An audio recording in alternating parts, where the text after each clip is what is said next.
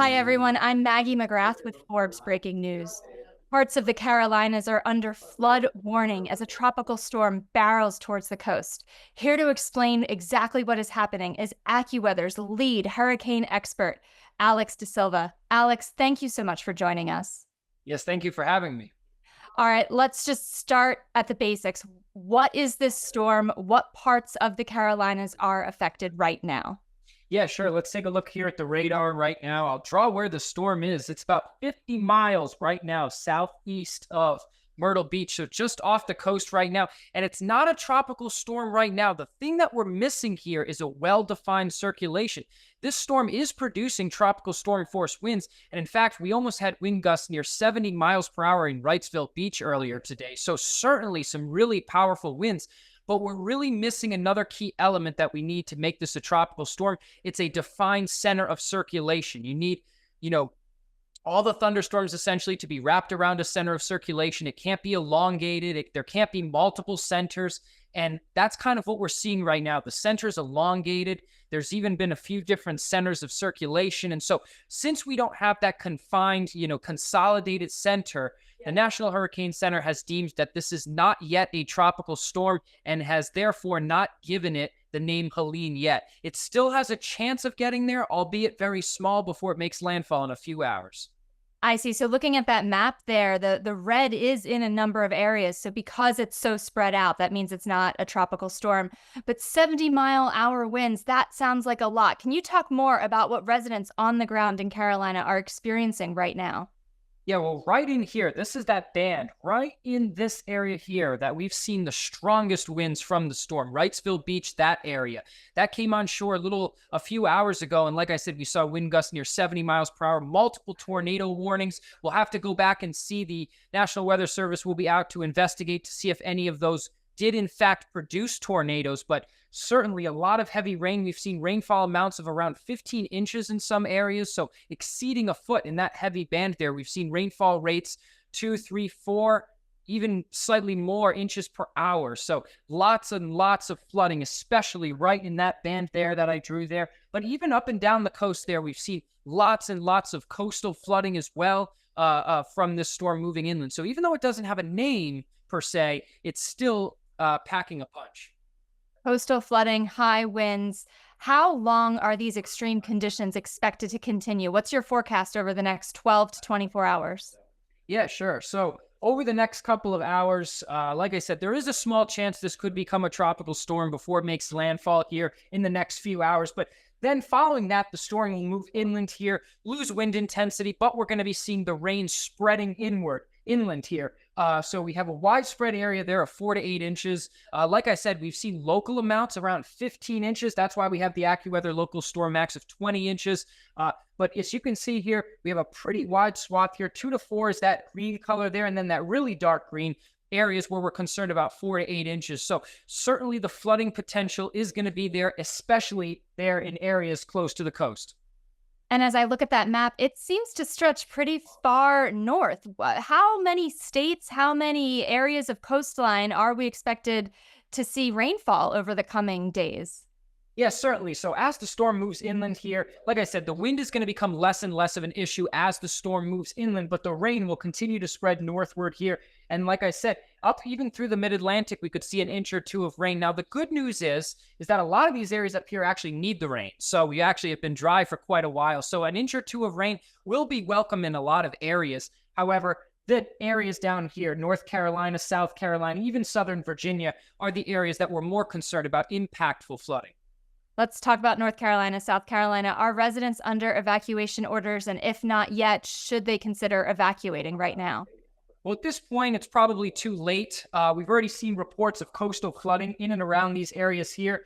1 to 3 feet has already been reported. Some areas might even see a little bit more than 3 locally. But like I said, taking a look, even some of the live cams down here, Myrtle Beach points northward out to the Outer Banks. There's already been some pretty significant coastal inundations, several feet of water already seen several cars trapped.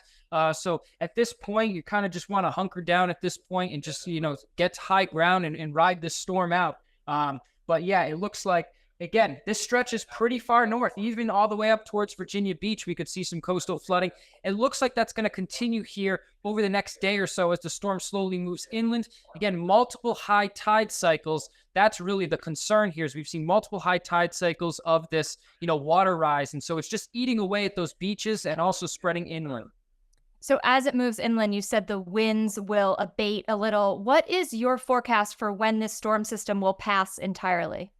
Yeah, so over the next couple of days, we'll have to watch it as it translates eastward. This is our wind map here. The pink area here is 40 to 60 mile per hour winds, as you can see. And then we even have a darker pink area, 60 to 80. That's, again, we've already seen that verified with winds around gusts around 70 miles per hour down there.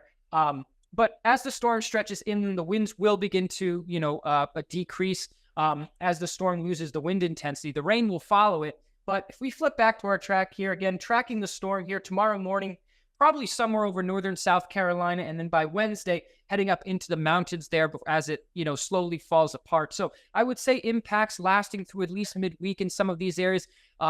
Tomorrow is when the rain really starts to get up into portions of Virginia and the Delmarva Peninsula, even southern Pennsylvania. And then by Wednesday, we should see some of that rain begin to dissipate. So intense rains, but not quite yet a tropical storm. How rare is that for this point in September? I mean, I think of September as the peak of hurricane and tropical storm season. Yeah, well, certainly it's not too common to get these kind of what we call homegrown development storms, really close to home, where these storms kind of pop, a couple hundred or 100 miles away from the coastline. Usually you're looking way out towards Africa and tracking these big long track systems, similar to what we saw with Beryl early in the season. That was a Category 5, and in fact, the earliest Category 5 hurricane on record by a whole 2 weeks. That is more your typical September storm. You track it all the way across the Atlantic, and then, it impacts some land usually after that long trek across the Atlantic. It's not too common to see these quick spin up storms in September. Usually you either look in the beginning of the season or late in the season to see these, what we call homegrown developing storms. Now, as you talked about states further north, you were saying that they're probably grateful for the rain. They've needed some rain. So can you categorize or characterize the state of rain over the course of this summer and what we've seen of hurricane season? Has it been as active as you expected?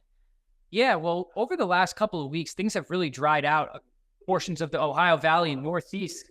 This area here, I would say, is where we really need the rain. And unfortunately, we're going to be missing out.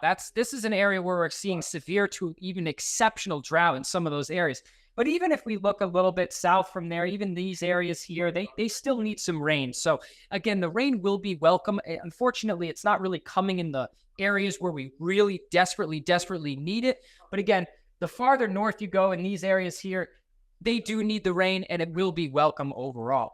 As far as how the tropical season has been going thus far, we have seen 7 storms, so far this year. And Helene might be coming.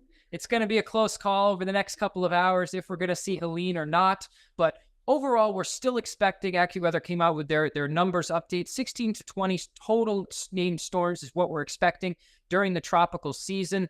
So it looks like we still have a long way to go here. In fact, tracking a couple of them right now.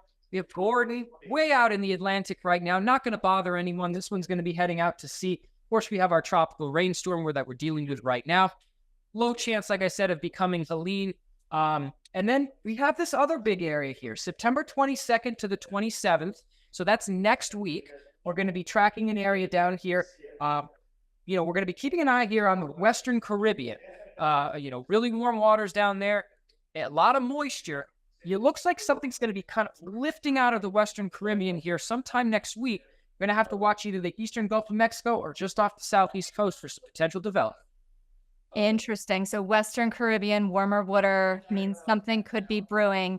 What's your forecast for when does hurricane season end? You said 16 to 20 named storms. It sounds like we're not there yet. How much longer should we all be on guard? Well, certainly I would expect the rest of September to be pretty active. We have another chance for a storm coming out of here. And then, of course, there'll be probably a few more opportunities to get storms way out across the Atlantic.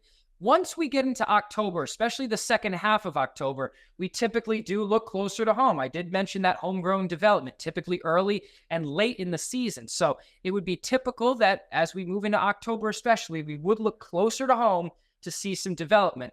And then hurricane season technically goes through the end of November. So we do have a few months to go. Now, usually in November, we don't see a whole lot of activity, maybe a storm, maybe two. But this year, it's certainly possible that we could see 2 or 3 storms potentially. Again, dealing with very warm waters, and we're going to be transitioning over into a La Nina. It took a little bit longer to get to that La Nina than what was originally thought at the beginning of the season, but we will get there, it does look like. And so that can help to promote less wind shear across the Atlantic basin. And so I would not be shocked to see, maybe 2 or 3 storms during the month of November as well. Interesting. And just for folks who aren't as well versed in this as you are, what is an El Nino? Yeah, La Nina is when we see cooler than average water temperatures in the along the equator in the East Pacific. So basically out in this region here, like way, way, way out off the coast of South America, off the west coast of South America. When those waters are cooler than average, that is called a La Nina. When they're warmer than average, it's called an El Nino. And so we've been neutral so far this summer, but we've slowly been cooling. It did look like that earlier in the season. The spring forecasts did look like that La Nina would kick in a little bit earlier. It's been a little bit slower to get here, but we're on the cusp of it right now. And so La Ninas, what they do for the tropical Atlantic is they typically allow for less wind shear across the Atlantic. And what wind shear is it's a change in wind direction and or speed with height. So essentially the wind's coming at different directions like this. And so what that does is it disrupts tropical systems when there's a lot of wind shear, because tropical systems, they like their thunderstorms to grow straight up into the atmosphere. They don't want to be knocked over. When you have different winds at different heights, it kind of tilts everything over. And so with less wind shear across the Atlantic basin, that can lead to more tropical development. Now, November is typically a pretty quiet month overall, but if we're seeing less wind shear than average potentially, that's how we could end up with maybe 2 or 3 storms. Again, just adding to that tally. Again, we would look very close to home here, Gulf of Mexico, Western Caribbean, and off the southeast coast during the month of November. Interesting. So just to summarize where we are right now, a lot of rain in the Carolinas, potentially something brewing in the Western Caribbean, hurricane season going to mid-October, but because of La Nina, we could see some storm activity in November. Yeah, again, we have to watch all the way to the end of November. Like I said, the hurricane season ends officially the last day of November. That's the last day of the official hurricane season. But November, we typically don't see a lot, but this year could be different. We could see a couple of storms during the month of November, so we don't want people to let their guard down. Sometimes people consider November as, almost like a throwaway month. It's part of the hurricane season, but nothing really happens. This year, we just don't want people to think that way. We have very, very warm ocean temperatures here, and so I'm concerned we could see a couple of storms in November. We'll have to keep an eye out for that. Well, we will have to talk to you then. But in the meantime, AccuWeather's lead hurricane expert, Alex DaSilva, thank you so much for joining us today. We so appreciate your time and your insight. Thank you.